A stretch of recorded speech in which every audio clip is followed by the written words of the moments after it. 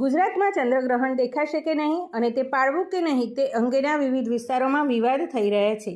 ત્યારે સમગ્ર વૈષ્ણવ સંપ્રદાયના હોલી કે રસિયા કાર્યક્રમ અંગે વિસનગર ખાતે પધારેલા પરમ પૂજ્ય ગોસ્વામી 108 ડૉક્ટર શ્રી વાગીશ કુમારજી મહારાજશ્રીએ આ અંગે સૌને જાણકારી આપી હતી.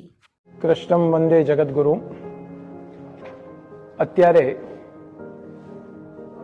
ઘણો બધો વિવાદ ચાલે છે, ગ્રહણ ક્યાં દેખાશે ક્યાં નહીં દેખાય. તો આજે વિશેષ વિડીયો બનાવવા પાછળનો ઉદ્દેશ્ય એક જ છે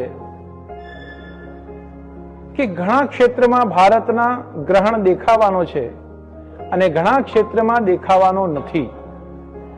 સંપ્રદાયના મૂર્ધન્ય વિદ્વાનોએ આના ઉપર ખૂબ સુંદર મંથન કર્યું છે, ચિંતન કર્યું છે.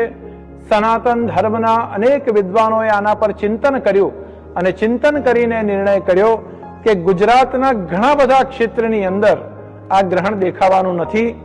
જેમાં ભુજ છે, કચ્છ છે, ગાંધીધામ છે, માંડવી છે, મોરબી છે, જામનગર છે, દ્વારકા છે, પોરબંદર છે, વેરાવળ છે, રાજકોટ છે, જેતપુર છે, જુનાગઢ છે, ધોરાજી છે, ઉપલેટા છે, અમરેલી છે અને એનાથી આગળ જઈએ તો મુંબઈ છે, વલસાડ છે, સુરત છે, ભાવનગર છે, વડોદરા છે, નડિયાદ છે, મહેસાણા છે, પાલનપુર છે, વિરમગામ છે અને અમદાવાદ છે. આટલી જગ્યાએ ગ્રહણના દર્શન આ ગ્રહ થવાના નથી, એટલે એને પાળવા યોગ્ય શાસ્ત્રોએ માન્યો નથી.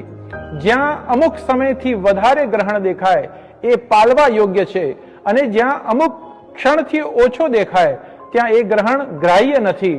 એટલે ગ્રહણમાં ગુજરાતમાં બહુ ચિંતા કરવા જેવું નથી. ગુજરાત સિવાય અનેક ક્ષેત્રોની અંદર ગ્રહણ દેખાવાનું છે, એની ચિંતન અને એની ચિંતા અવશ્ય કરવી જોઈએ.